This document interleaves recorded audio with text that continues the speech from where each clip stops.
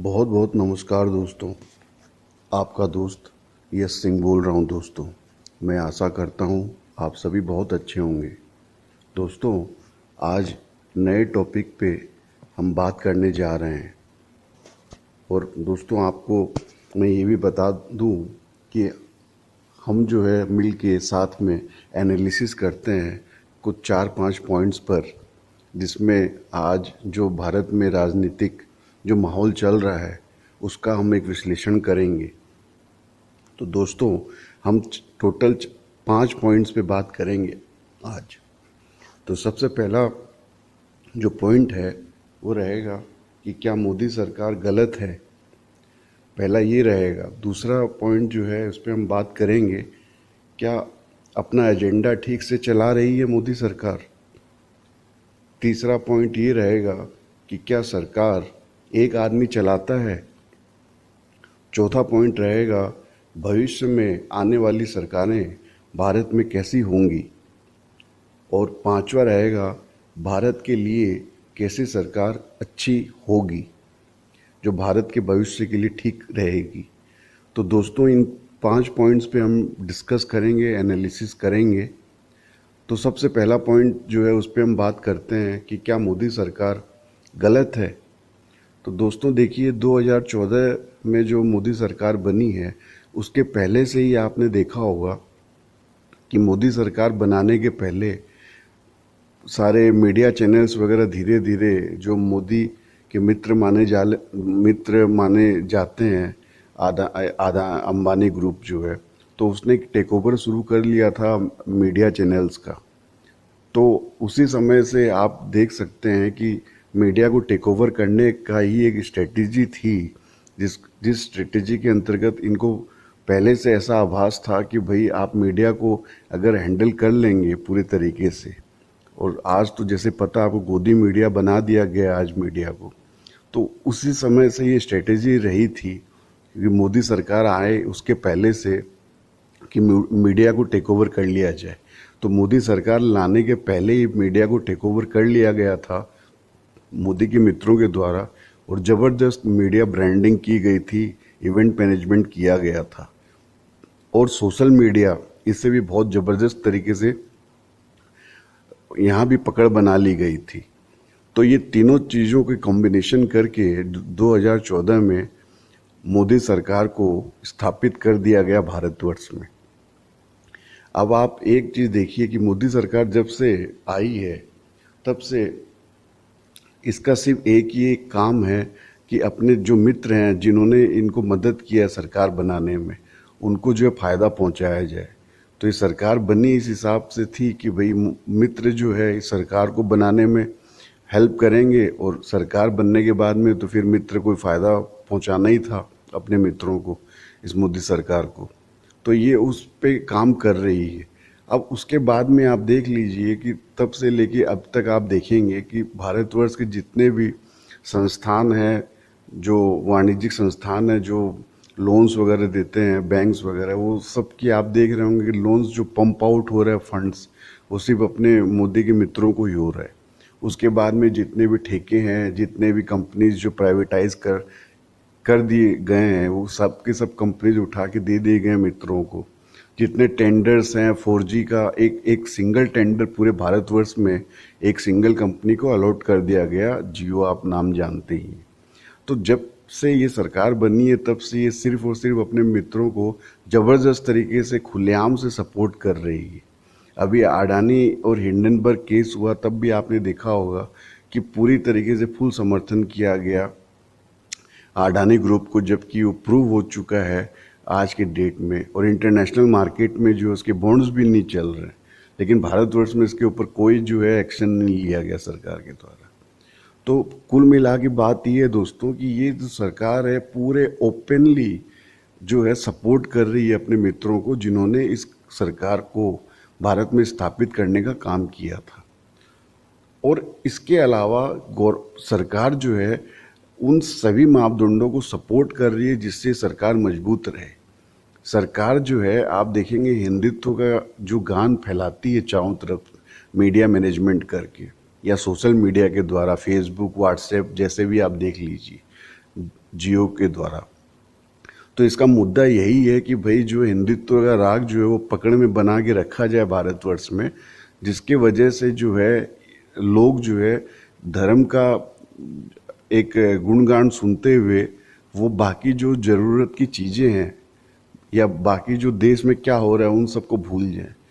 तो ये सब चीज़ें हैं। फिर जो इनके जो भी लोग हैं जो इनको अच्छी से सीट्स दिलवा सकते हैं, अब जैसे फिलहाल जो रेसलर्स ने किया हुआ था जंतर मंतर पे, तो उनको भी हटा दिया गया है। और बृजभूषण सिंह जैसे जो लोग हैं जिनसे इनको फ़ायदा दिखाई देता है उनको सपोर्ट करना है। तो कुल मिला के जो गवर्नमेंट का एजेंडा है मोदी सरकार का, वो यही है कि किसी भी तरीके से सरकार को मजबूत बना के रखा जाए, और सरकार को मजबूत बना के रख के तभी सरकार मजबूत बना के हम जब रखेंगे सरकार को, तभी सरकार चल सकती है। और सरकार जब चल सकेगी तभी जो है ये अपना भंडारण कर सकती है, अपने मित्रों का सपोर्ट कर सकती है अपने मित्रों को। तो ये पूरी की पूरी जो इस तरीके से चल रही है ये सरकार। तो ये जो सरकार जो इस चल रही है, तो इसमें जो मैंने प्रश्न किया था कि क्या मोदी सरकार गलत है, तो इसका मैं उत्तर देता हूं दोस्तों। मोदी सरकार जो है गलत है, क्योंकि इसकी जो भावना है वो जो है देश को लूट कर आम आदमी का जीवन जो है वो खराब करके, ठीक है, देश का भविष्य खराब करके, सिर्फ इसका एक ही है मुद्दा कि भाई अपने मित्रों को सपोर्ट किया जाए, और सरकार इनकी चलती रहेगी तभी ये मित्रों को सपोर्ट कर सकते हैं। तो इस हिसाब से तो ये सरकार गलत है, लेकिन चूंकि इस सरकार को समर्थन मिला है उन मित्रों के द्वारा ही, और सरकार चल ही नहीं सकती है जब पॉलिटिकली जितने भी तो सपोर्ट कर सकते हैं सरकार को, चाहे एजेंडा वाइज हो, चाहे हिंदुत्व का एजेंडा हो, चाहे कोई पॉलिटिकल लोग हों जो सपोर्ट कर सकते हैं आने वाले 2024 के चुनाव में, तो उनका जो है समर्थन रखा जाए और समाज में ध्रुवीकरण फैला के रखा जाए। तो ये सब जो है एजेंडा करके और इस तरीके से ये चल रही है। तो सरकार जो है तो गलत, लेकिन अपने एजेंडे को ठीक पकड़ के ये चल रही है सरकार। अब दूसरा जो है हमारा प्रश्न था कि क्या अपना एजेंडा ठीक से चला रही है ये सरकार। तो दोस्तों ये एजेंडा तो है अपना बिल्कुल सही ठीक ही चला रही है। क्यों कि अगर ये एजेंडा अपना हिंदुत्व का राग फैला के चला रही है, चाहे सोशल मीडिया के ऊपर में आप देखेंगे जैसे जैक डोरसे, उसका भी ये आज कहना जो सुनने में आ रहा है कि उसने कहा कि जब किसान आंदोलन चल रहा था उस समय सरकार ने जो ट्विटर के ऊपर में जो है अपना प्रेशर दे के रखा था सरकार ने कि भाई ये ट्रेंड मत चलवाओ किसान आंदोलन के सपोर्ट में, या कई सारे ट्विटर हैंडल्स जो ब्लॉक करने के कहा गया था ट्विटर को ओपोजिशन लीडर्स के। और फेसबुक जो है मैं ओपनली बता सकता हूँ आपको कि फेसबुक तो पूरी तरीके से जिस भी देश में जिस भी पार्टी की सरकार रहती है फेसबुक उसी को सपोर्ट करता है। तो फेसबुक तो कम्प्लीटली मोदी सरकार, मोदी गवर्नमेंट को ही सपोर्ट कर रहा है आज की डेट में। आप फेसबुक के ऊपर में किसी भी तरह का पोस्ट बना लीजिए मोदी सरकार के विपक्ष में बोलते हुए, या कोई ऐसा पेज बना लीजिए जो मोदी सरकार की पोल खोलता हो, या कोई व्यक्ति मोदी सरकार की पोल खोलता हो, हाँ, अपने हैंडल से, फेसबुक हैंडल से, तो वो सब चीज़ें जो हैं उसने अपनी एआई ऐसी, जिसको बोलते हैं आर्टिफिशियल इंटेलिजेंस, इस तरह का सेट करके रखा हुआ है फेसबुक में कि वो जो है ज़्यादा एक्सप्लोड नहीं होती है, सोशल मीडिया में ज़्यादा सर्कुलेट नहीं होगी। इस तरह का जो है सेटिंग करके रखा हुआ है एआई के द्वारा फेसबुक ने। और अगर मोदी सरकार अगर किसी भी तरह का धार्मिक ध्रुवीकरण का राग करेगी या अपने झूठे देशभक्ति का प्रचार प्रसार करेगी तो वो बहुत ज़्यादा एक्सप्लोड होगा एआई के द्वारा, आर्टिफिशियल इंटेलिजेंस के द्वारा फेसबुक में। तो फेसबुक तो टोटली हर कंट्री में, हर देश में यही काम है फेसबुक का कि जिस भी पॉलिटिकल पार्टी की सरकार रहती है वो उसके समर्थन में ही रहता है। कल को सरकार चेंज हो जाती है तो वो फिर उस पार्टी को समर्थन करने वाला है। तो ये तो फेसबुक का हुआ।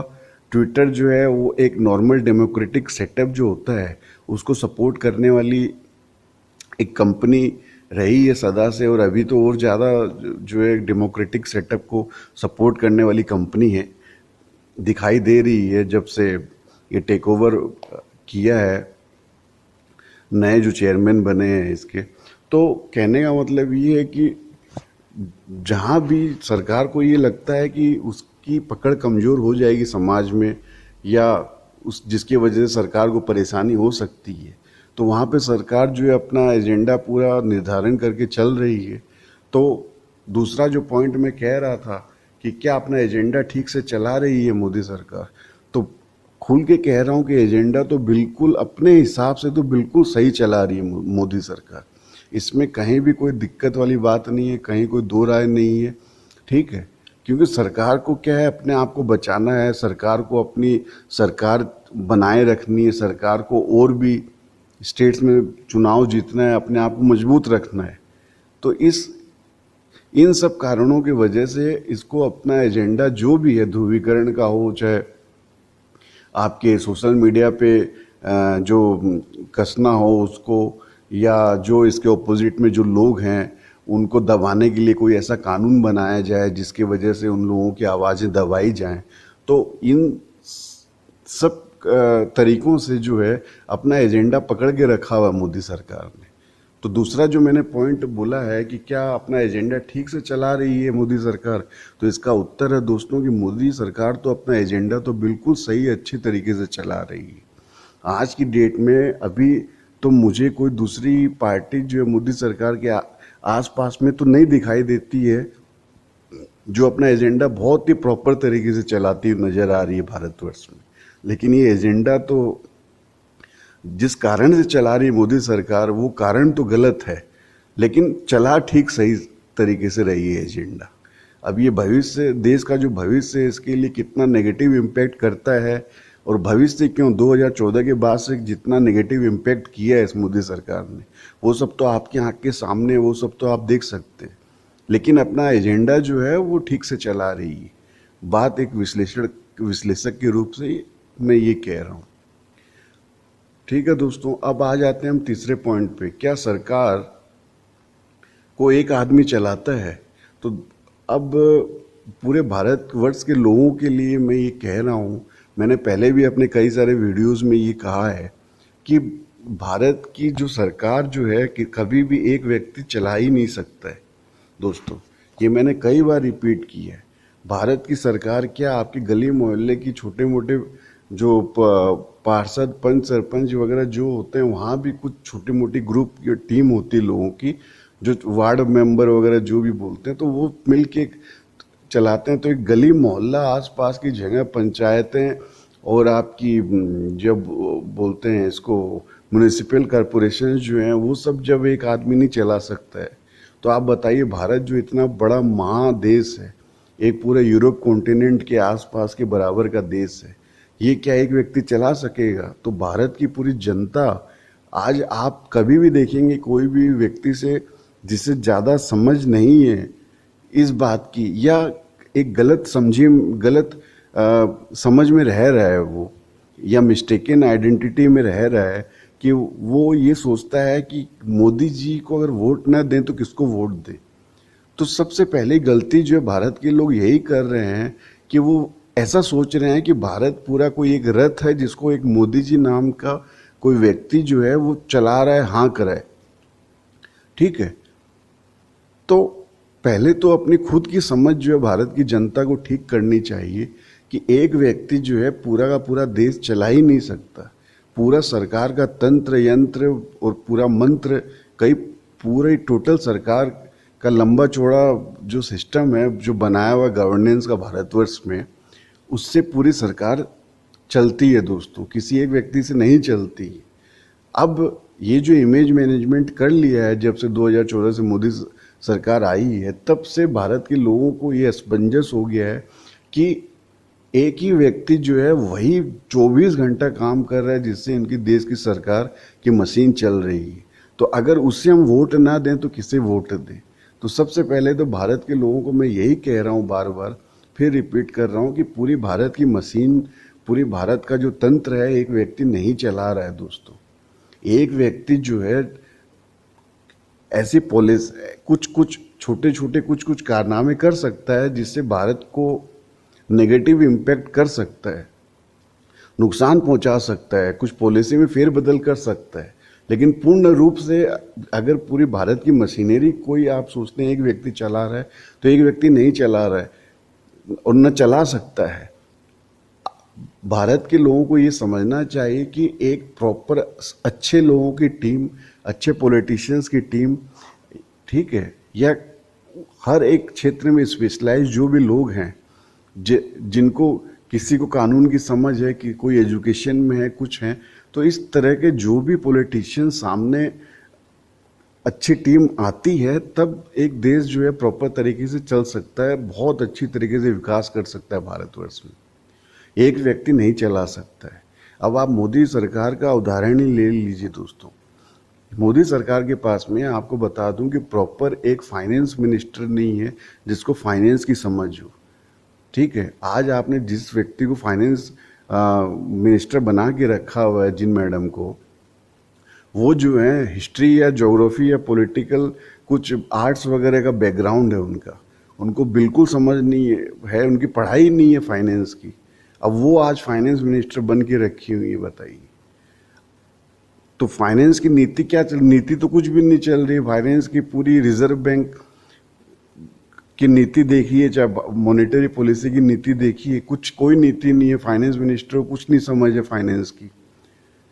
और नीति क्या है? नीति सिर्फ एक ही नीति है कि दुनिया भर का उठा उठा के सिर्फ आप अपने मित्रों को लोन दीजिए और उनको लोन दीजिए और लोन दीजिए, और उसके बाद में वो वापस नहीं करेंगे बैंकों को, तो आप उसको घाटा बोल दीजिए, वापस मत लीजिए उन लोन को, और उनको जो है भट्टे खाते में डाल दीजिए, ठीक है। और नॉन परफॉर्मिंग एसेट्स जो है वो बढ़ते जाने दीजिए, और फिर जो धन की कमी होती है बैंकों में उसे जनता के ऊपर में टैक्स बढ़ा बढ़ा के जनता का खून चूस के, और आपके पेट्रोल डीजल पे बढ़ा बढ़ा के वैट, ठीक है, और CGST GST ये बढ़ा बढ़ा के इम्प्लीमेंट करके टैक्स दुनिया भर का डायरेक्ट इनडायरेक्ट टैक्स बढ़ा बढ़ा के पूरी दुनिया की अपने भारतवर्ष के लोगों की खून चूसिए और फिर से उस खजाने को भरिए। उस खजाने को भर के फिर वापस उस पैसे को उठा के आप अपने मित्रों को दे दीजिए, फिर वापस से उनसे मत लीजिए, फिर आप उसको जो है बट्टे खाते में डाल दीजिए, और फिर वापस से जो है चूसिए आप लोगों को। तो ये जो है सिस्टम, ये नीति है। अब इसको आप नीति बोलेंगे, कुनीति बोलेंगे या नीति बोलेंगे, क्या बोलेंगे आप बोल सकते हैं। ये तो कोई नीति है नहीं, एक बात। दूसरी बात है, आप रिजर्व बैंक का गवर्नर, एक प्रॉपर रिजर्व बैंक का गवर्नर नहीं है भारत के पास में। जो शक्तिकांत दास जिनको गवर्नर बना के बैठाया हुआ है, वो खुद जो है वो आर्ट्स वगैरह का बैकग्राउंड से आए हुए हैं, जिनको कोई फाइनेंस की समझ नहीं है। वो IAS वगैरह में रह चुके हैं, जो कि आर्ट्स बैकग्राउंड से IAS जो है बन के आए हुए हैं, उनको कोई समझ है ही नहीं फाइनेंस की। तो आपके पास में रिजर्व बैंक भी चलाने के लिए एक प्रॉपर व्यक्ति नहीं, जिसके पास में वाणिज्य की समझ हो, कोई अर्थशास्त्री हो। और जितने भी गवर्नर के पोजीशन पे जिन भी लोगों को आपने बैठाया, कुछ को आपने भगा दिया क्योंकि उन्होंने आपकी जो पॉलिसी की खिलाफत की। क्योंकि रिजर्व बैंक का आपने बोला कि जितना भी रिजर्व होता है वो उठा के आप सब सरकार को दे दीजिए, उसकी खिलाफत की थी रघुराम राजन जी ने। तो उनसे जो है मन मुटाव हो गया, रघुराम राजन जी अपने चले गए, फिर आप दूसरे किसी को लेके आए, वो भी आपके पास में नहीं टिक सके, जबकि वो भी इंटरनेशनल बहुत अच्छे अर्थशास्त्री जानकार थे, वो भी चले गए। तो आपके पास जो है कोई भी व्यक्ति जो सच में अर्थशास्त्र समझता है, जो फाइनेंस समझता है, वो तो नहीं रुक सकता है, क्योंकि वो तो साफ देख रहा है कि यहाँ पे सिर्फ लूट मची हुई है। रिजर्व बैंक का पूरा धन उठा उठा के मित्रों को बांटा जा रहा है। तो उस वहाँ पर तो अगर वो कुछ भी एक विसल ब्लोअर की तरह बोलता है तो उससे आपका मन मुटाव हो जाता है। फिर वो रिजर्व बैंक के लायक जो बना हुआ आदमी है, जो गवर्नर के पद के लिए लायक जो आदमी होता है, वो आपके साथ काम नहीं कर सकता, वो चला जाता है।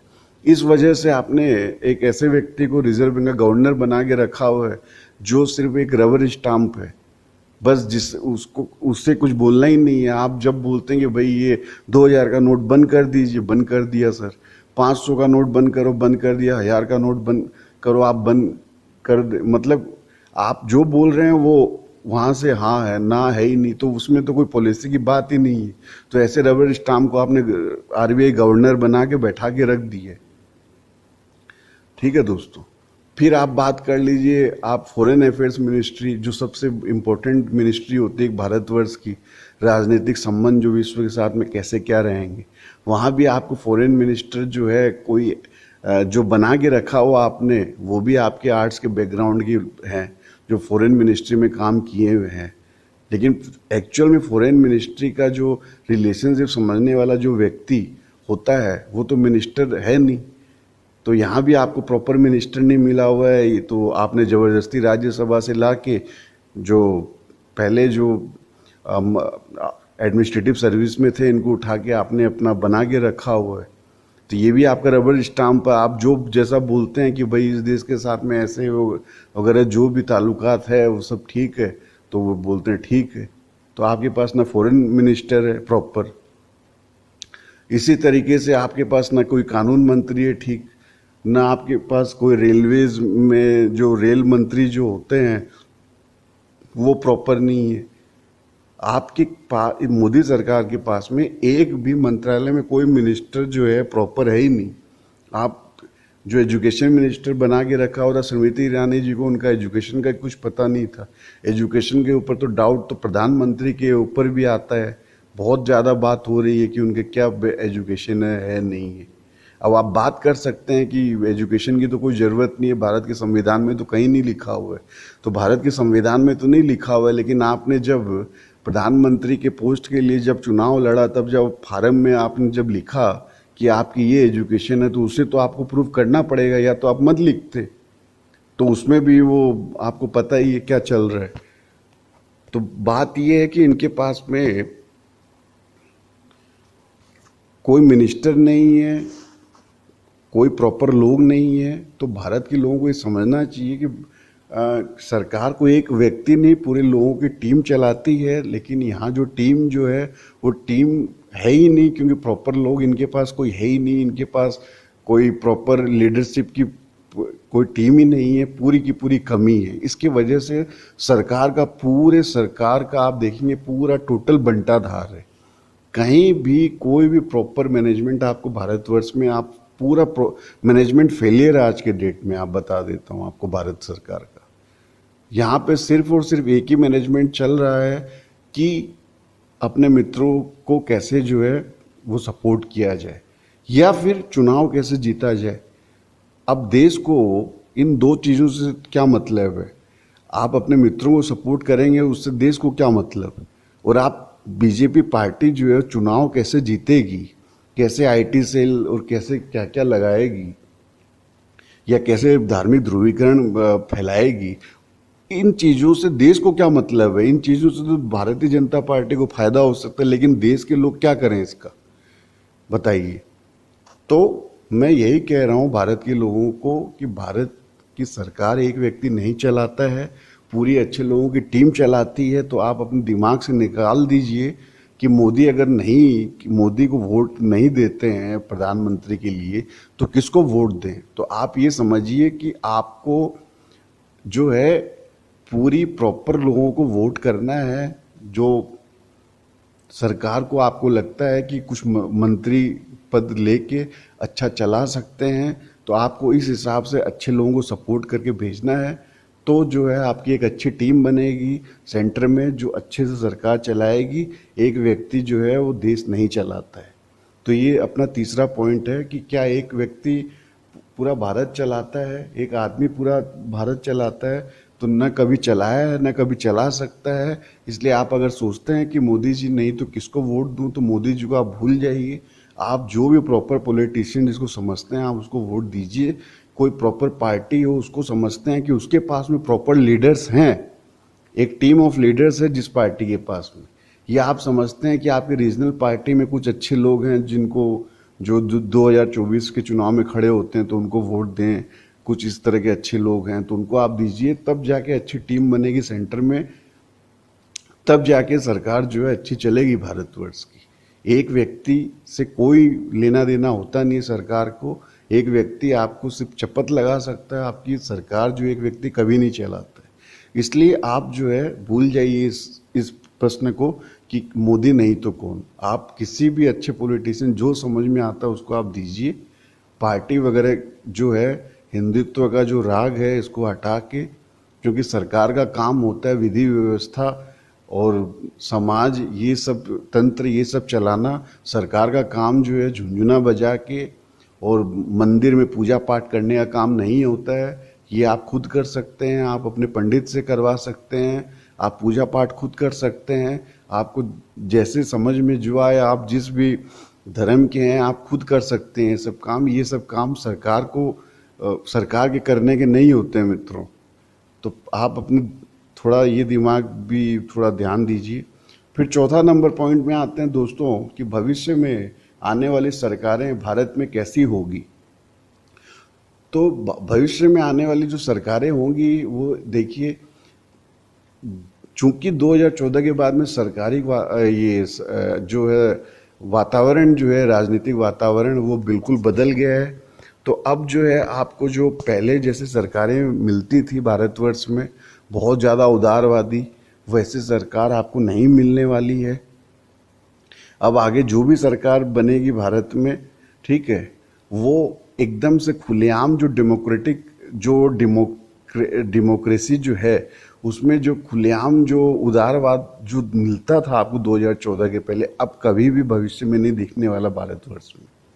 अब जो भी सरकार बनेगी, अगर उसका विचार सही होगा तो वो सरकार जरूर ये आपके सामने में आपसे विचार विमर्श करके जो है कानून बनाएगी, पार्लियामेंट में बिल पास करेगी, देश का जो पॉलिसी है वो बनाएगी।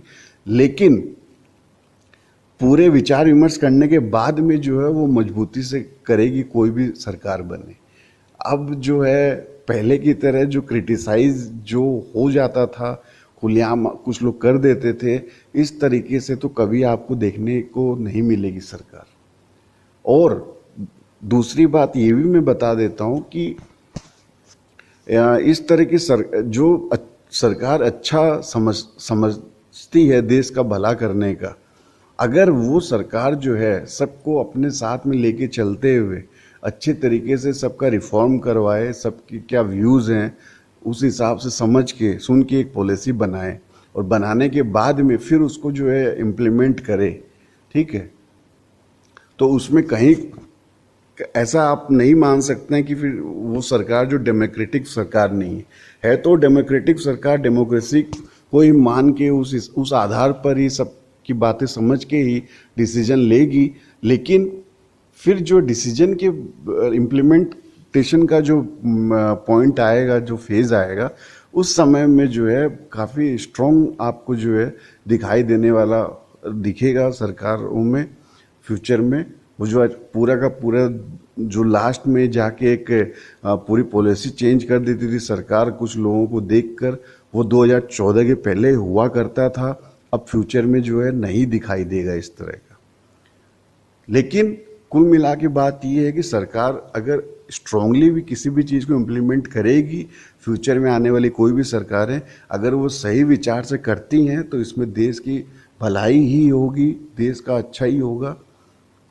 अगर उनके मन में विचार जो है ये मित्रों वाला ना हो, अगर उनके मन में विचार धार्मिक ध्रुवीकरण फैलाने वाला ना हो, अगर उनके मन में विचार, उन सरकारों के मन में विचार अगर भारत के भविष्य को मजबूत करना हो, भारत की अर्थ नीति को मजबूत करना हो, भारत के जो फॉरेन जो रिलेशंस है उसको मजबूत करना हो, भारत को अगर चमकाना हो, अगर ये विचार लेके कोई सरकार काम करेगी तो वो मजबूती से काम करेगी, चाहे किसी भी पार्टी की सरकार बने। अब जो है 2014 के पहले जो वातावरण था राजनीतिक, वैसा वातावरण, राजनीतिक वातावरण अब जो है कभी भी आपको भविष्य में नहीं दिखने वाला। तो दोस्तों ये मैं चौथा नंबर पॉइंट बता रहा था आपको कि भविष्य में आने वाली सरकारें भारत में कैसी होंगी। तो इस तरह की सरकारें होंगी।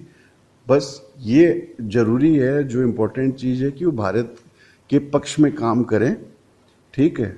और सत्य रूप से पक्ष में काम करें, ठीक है, दिखावा ना करें। और अगर इस विचार से अगर वो स्ट्रांगली अपना इम्प्लीमेंट करती है पॉलिसी समझ के, लोगों को पूछ के, तो उसमें फिर कोई दिक्कत वाली बात नहीं होनी चाहिए। फिर पांचवा पॉइंट आ जाते हैं दोस्तों कि भारत के लिए कैसी सरकार अच्छी होगी। तो भारत के लिए आपको मैं फिर से ये बता देता हूँ कि भारत के लिए वही सरकार अच्छी होगी जो पॉलिसी इम्प्लीमेंटेशन जो मजबूती से करे। भारत के लिए 2014 के पहले जो कांग्रेस सरकार रही है, वो सरकार जो है वो एक अपने आप को जो है डेमोक्रेटिक सरकार कहती थी, डेमोक्रेसी की पक्षधर बताती थी, वो अच्छी बात है।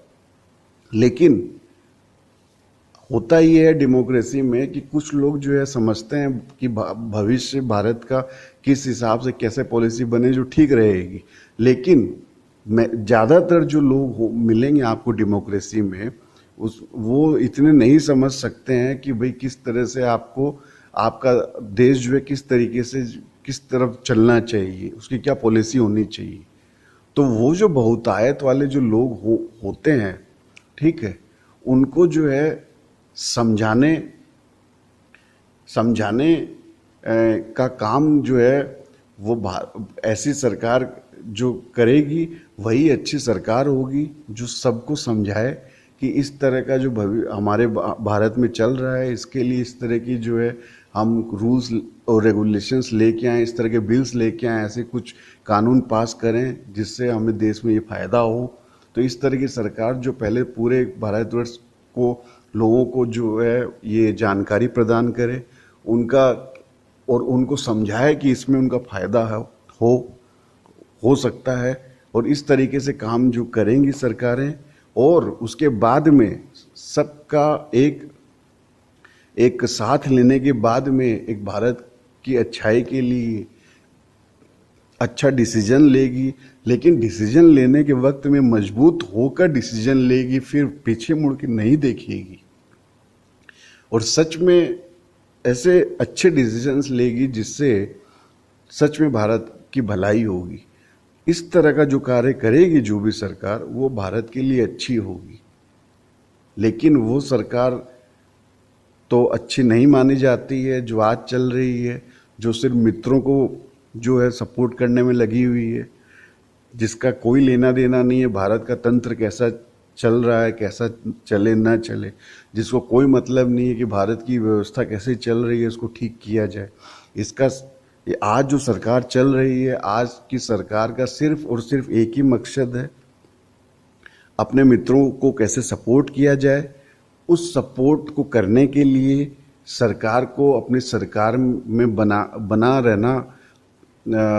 बनाए रखना पड़ेगा। और सरकार को बनाए रखने के लिए कैसे भी येन केन प्रकारेण किसी भी तरीके से, चाहे धार्मिक ध्रुवीकरण हो, चाहे सोशल मीडिया को दबाकर हो, चाहे लोगों की आवाज़ दबाकर हो, चाहे गलत नीतियां लाकर हो, ठीक है, इस तरीके से सरकार अपनी बनाए रखा जाए, चाहे गोदी मीडिया के द्वारा हो, चाहे किसी भी मीडिया के द्वारा। तो ये जो गलत तरह का जो पूरा 360 डिग्री एंगल जो चल रहा है भारतवर्ष में, ये तो बिल्कुल भी सही नहीं है दोस्तों। इसके अलावा अच्छी सरकार जो है उसका मैंने सारे आपको रूपरेखा बताया, और ये 4-5 पॉइंट्स आपके सामने रखे। आप एक बार कृपया फिर से इन सारे पॉइंट्स को आप रिपीट करिए, सुनिए, तो आपको काफ़ी एनालिसिस मेरी समझ में आएगी। और दोस्तों इस एनालिसिस को शेयर भी करिए, जिससे भारत के लोगों को काफ़ी कुछ जो है एक पॉलिटिकल एनालिसिस के रूप में एक नया आयाम मिलेगा समझने के लिए। बहुत सारी उनकी जो त्रुटियां हैं, जो पुराने जो उन्होंने कुछ जड़ विचार रख के रखे होंगे अपने मानसिकता में, वो शायद उनसे उनको मुक्ति मिलेगी, और इसी तरीके से जो है भारत में अच्छी खुशहाली मजबूती आएगी, और भविष्य ज़्यादा अच्छा होगा भारत का। तो दोस्तों इन सभी विचारों के साथ में कृपया फिर रिक्वेस्ट करता हूँ, आप इसको और ज़्यादा से ज़्यादा शेयर करिए दोस्तों, ये बहुत ज़रूरी है आज के समय में। आपका साथ देने के लिए बहुत बहुत धन्यवाद दोस्तों। मैं कोई टीवी एंकर या गोदी मीडिया का एंकर नहीं हूँ, लेकिन मैं एक एनालिस्ट हूँ, एक थिंक टैंक आप कह सकते हैं मुझे हूँ, जो विश्लेषण करके आपके सामने रखता है। और इस तरह का विश्लेषण आपको जल्दी से मुझे कहने में कोई दिक्कत नहीं है, गुरेज नहीं है कि ऐसा विश्लेषण आपको नहीं मिलेगा। आज की जो आर्थिक व्यवस्था जो चल रही है, या आज की जो राजनीतिक परिप्रेक्ष्य में आपको इस तरह का विश्लेषण जो है कम देखने को मिलेगा। इसलिए आप साथ बनाए रखिए, शेयर करिए और कमेंट अपने विचार भी करिए दोस्तों। आपका साथ देने के लिए बहुत बहुत आपका धन्यवाद। आपका दोस्त यश सिंह साइनिंग ऑफ। सत्यमेव जयते।